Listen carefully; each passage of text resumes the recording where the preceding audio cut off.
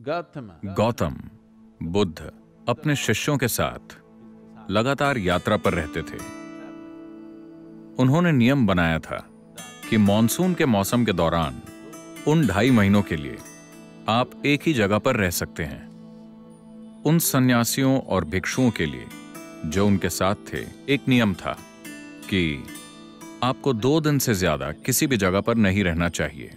आमतौर पर भिक्षुओं को कई घरों में आसरा दिया जाता था, इसलिए उन्होंने ये नियम बनाया कि 2 रात से ज्यादा आप एक घर में नहीं रह सकते, वरना उस परिवार पर काफी बोझ पड़ेगा।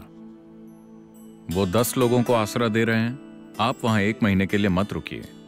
सिर्फ 2 दिन। होना तो ये 1 दिन चाहिए था, लेकिन 2 इसलिए क्योंकि आप इतना लंबा सफर तय करके आए हैं, थोड़ा आराम मिल जाए। लेकिन मॉनसून के मौसम के दौरान उन्होंने कहा कि 2 से 2.5 महीने तक आप एक ही जगह पर रह सकते हैं, क्योंकि मॉनसून के मौसम के दौरान जंगलों के रास्तों से होकर गुजरना खतरनाक होगा और कई लोगों की जान भी जा सकती है। तो ये एक ऐसा ही समय था। वो एक बड़े शहर में ठहरे और वो बहुत सारे घरों में रहने लगे। भिक्षु लोगों से भिक्षा मांगने के लिए बाहर निकले। आनंद या आनंद तीर्थ, जिस नाम से उन्हें जाना जाता था, वो भिक्षु बनने से पहले गौतम के बड़े भाई हुआ करते थे। वो भी बाहर निकले। वहां शहर में एक वैश्या रहा करती थी। उसने आनंद को भिक्षा दी। उसकी तरफ देखा, एक सुंदर जवान आदमी, लंबी कद काठी। उसने कहा, मैंने सुना है कि भिक्षु कई घरों में रहने की जगह ढूंढ रहे हैं, तुम मेरे यहां आकर क्यों नहीं रहते? आनंद ने कहा, मुझे कोई दिक्कत नहीं है, लेकिन मुझे बुद्ध से पूछना होगा कि मुझे कहां रहना चाहिए। तब उसने उसे ताना मारते हुए कहा, ओह, तुम अपने गुरु से पूछने वाले हो? जाकर पूछो, मैं भी देखूं कि वो क्या कहते हैं। तो आनंद अपने दिन भर की भिक्षा लेकर वापस पहुंचे। गौतम बैठे थे। वो आए और उन्होंने भिक्षा उनके चरणों में रख दी। सारे लोग जहां भी जाएं, उन्हें भोजन और रहने की जगह का इंतजाम करना था। तो आनंद ने पूछा, इस तरह ये महिला मुझे न्योता दे रही है, क्या मैं वहां रह सकता हूं? गौतम ने कहा, अगर वो आपको इतने प्यार से आमंत्रित कर रही है तो आपको वहां जाकर रहना चाहिए। शहर के लोग जो वहां बैठे थे, उन्होंने कहा, क्या एक सन्यासी जाकर एक वैश्या के घर में रहेगा? बहुत हो गया। ये आध्यात्मिक प्रक्रिया भ्रष्ट हो गई है। गौतम ने उन्हें देखा और कहा, आप इतने परेशान क्यों हो रहे हैं? वो महिला इन्हें न्योता दे रही है, इन्हें वहां रहने दीजिए, इसमें परेशानी क्या है? वो सभी खड़े होने लगे और उन्होंने चिल्लाना शुरू कर दिया। उन्होंने कहा, रुकिए, मैं इस मार्ग पर हूं क्योंकि मुझे लगता है कि ये जीने का सबसे शक्तिशाली तरीका है।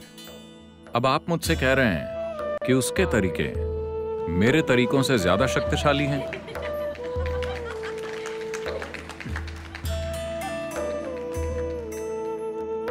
अगर यही सच है तो मैं भी जाकर उसके साथ शामिल हो जाता हूं। मैं यहां हूं क्योंकि मुझे लगता है कि यह जीने का सबसे अनमोल और शक्तिशाली तरीका है। अगर आपको लगता है कि उसके तरीके मेरे तरीकों से बेहतर हैं, तो मुझे भी वहां जाकर शामिल हो जाना चाहिए। क्योंकि अगर आप एक सच्चे साधक हैं तो ऐसा ही होना चाहिए। अगर आपको कहीं ज्यादा ऊंची चीज मिलती है तो आपको वहां जाना चाहिए। फिर लोग चिल्लाने लगे और कुछ लोग चले भी गए। फिर आनंद गए और उसके साथ रहने लगे। मॉनसून का समय था, बारिश की वजह से ठंड बढ़ जाती है। आनंद ने पतली सी धोती पहनी हुई थी, तो उसने उन्हें एक अच्छा सा रेशम का कपड़ा दिया। उन्होंने खुद को ढक लिया। तब लोगों ने देखा, देखो वो तो गया। उसने बढ़िया खाना बनाया और उन्हें परोसा। उन्होंने खा लिया। फिर शाम को उसने उनके लिए नृत्य किया। वो बैठे रहे, बहुत ध्यान से देखते हुए, पूरी सतर्कता के साथ। फिर जब लोगों ने संगीत सुना, अब तो खेल खत्म। चीजें ऐसे ही चलती रहीं। जब वक्त खत्म हो गया, जब बारिश बंद हो गई, जब जाने का वक्त आया, तब आनंद गौतम के पास आए और उनके साथ एक महिला भिक्षु थी।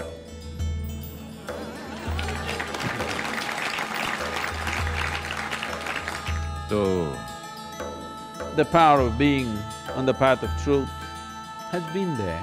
सत्य के मार्ग पर चलना हमेशा से शक्तिशाली रहा है, लेकिन कई बार ये ऊंचाइयों तक पहुंचा है पर कभी मुख्य धारा नहीं बना। मैं देख रहा हूं कि आज कम्युनिकेट करने की हमारी क्षमता की वजह से, टेक्नोलॉजी की वजह से, इंसान की चाहत, सत्य को खोजने की इंसान के अंदर की स्वाभाविक चाहत, ये कोई सिखाई हुई चीज नहीं है। ये कोई ऐसी चीज नहीं है जो लोगों को सिखाई गई है कि आपको सत्य की खोज करनी चाहिए। ये इंसानी बुद्धि के लिए स्वाभाविक है कि वो सबसे ऊंची चीज को खोजती है।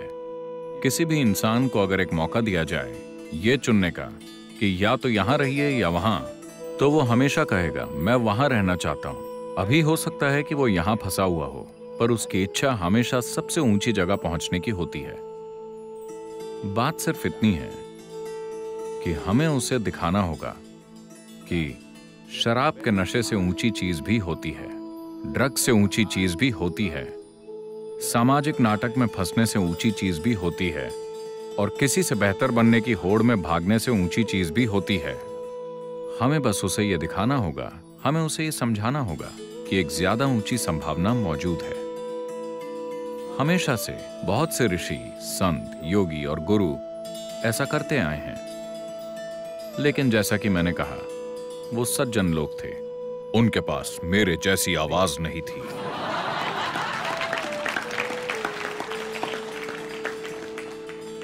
उनके पास माइक्रोफोन नहीं था। उनके पास ऐसे उपकरण नहीं थे जिनसे वो दूर किसी से बात कर सकते। वो सिर्फ इतने ही लोगों से बात कर पाते थे। इसके बावजूद उन्होंने जबरदस्त काम किए। उस समय के हालातों में उनमें से कईयों ने कृपा और ऊर्जा के माध्यम से जबरदस्त काम किए। उन्होंने अपने आसपास के लाखों लोगों को रूपांतरित किया।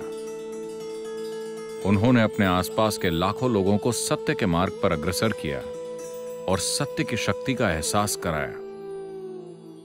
पर अब वक्त आ गया है जहां कम्युनिकेट करने की हमारी क्षमता इतनी बढ़ गई है कि हम सत्य को घर घर तक पहुंचा सकते हैं। हम सच को हर किसी के दिलो दिमाग तक पहुंचा सकते हैं। इससे पहले कभी यह मुमकिन नहीं था। टेक्नोलॉजी ने हमें यह सहूलियत दी है।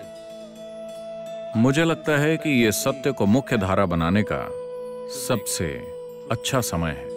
ये सच्चे बनने को, सच जानने की अभिलाषा रखने को और सच की खोज करने को इस ग्रह की सबसे बड़ी ताकत बनाने का अच्छा समय है, क्योंकि हमारे पास ऐसे साधन हैं जो पहले किसी के पास नहीं थे।